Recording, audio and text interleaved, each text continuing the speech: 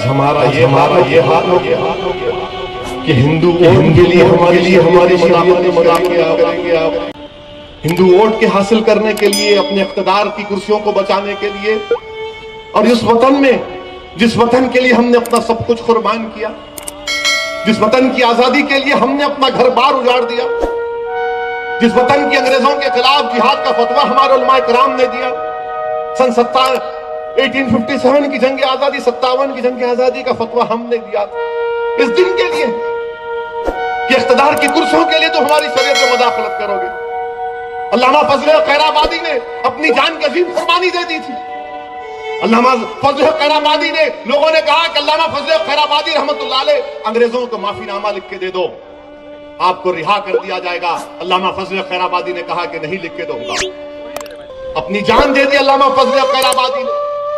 اور وہی ساورکر نے 6 مرتبہ انگریزوں کو معافی نامہ لکھ کر دیا تھا۔ یہ کیا حقیقت نہیں ہے؟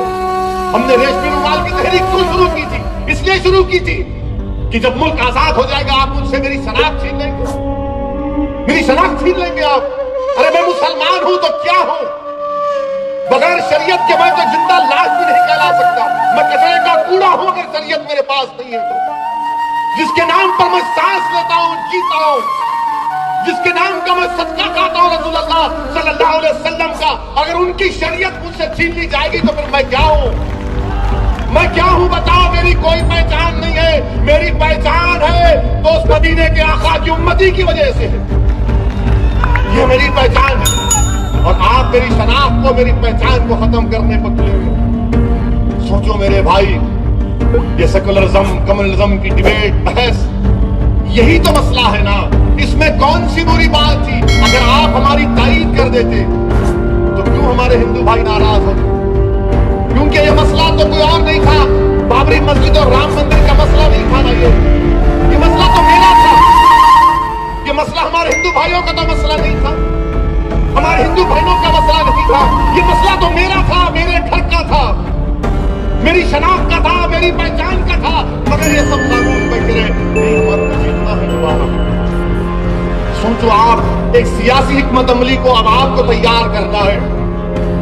ہم تو بول بول کر تھک گئے اور بولتے رہیں گے انشاءاللہ تعالی، جب تک زندہ رہے ہم بولتے رہیں گے۔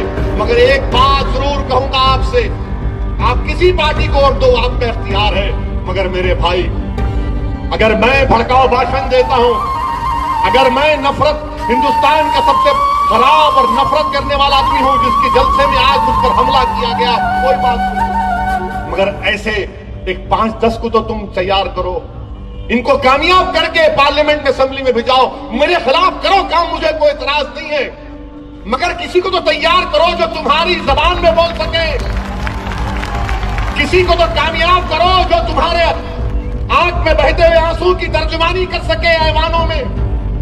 یاد رکھو نوجوانوں، میرے بزرگوں، میری عزتدار ماں بہنوں، میں ذمہ داری کے ساتھ عرض کر رہا ہوں، اگر آپ یہ سیاسی حکمت عملی طے نہیں کریں گے تو پھر نہیں معلوم مستقبل میں کیا کیا ہونے والا۔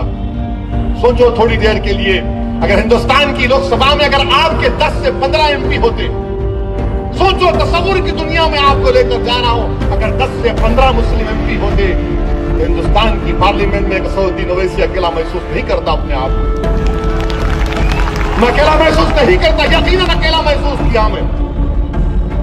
کیوں اکیلا محسوس کیا میں؟ سب کے پاس جا کر سمجھا رہا تھا، ہر ایک کے پاس گیا، اور خدا کی قسم مجھے زندگی میں کبھی اتنا اکیلاپن محسوس نہیں ہوا۔ میں نے اپنے ہاتھوں سے اپنی بات کے جسم کو خبر میں اتارا، اس وقت اکیلاپن محسوس نہیں ہوا جب میں اپنی آنکھوں کے سامنے دیکھ رہا تھا کہ میری شریعت میں مداخلت کی جا رہی۔ میں بے بس تھا، اکیلا دیکھ رہا تھا، ایسا دکھ رہا تھا کہ دوبارہ 6 دسمبر میری آنکھوں کے سامنے نظر آ رہی تھی کہ کس طرح سے تم نے میرے مسجد کی اینٹوں کو نکالا تھا، اس طرح کا ایک منظر پیش ہو رہا ہے کہ اس لیے ہم کو آپ دکھانا چاہ رہے ہیں کہ ہم زندہ نہیں رہ سکتے، کہ ہم اپنی شریعت پہ چل نہیں سکتے، اس لیے ہم کو آپ اکیلا کرنا چاہ رہے ہیں، پچھلے پیچھا اکیلا۔ ہندوستان کی لوک سبھا میں جو لوگ تمام سیکولر پارٹیاں، ٹھیک ہے میں بھڑکاؤ بھاشن دیتا ہوں، میں سب سے خراب آدمی ہوں.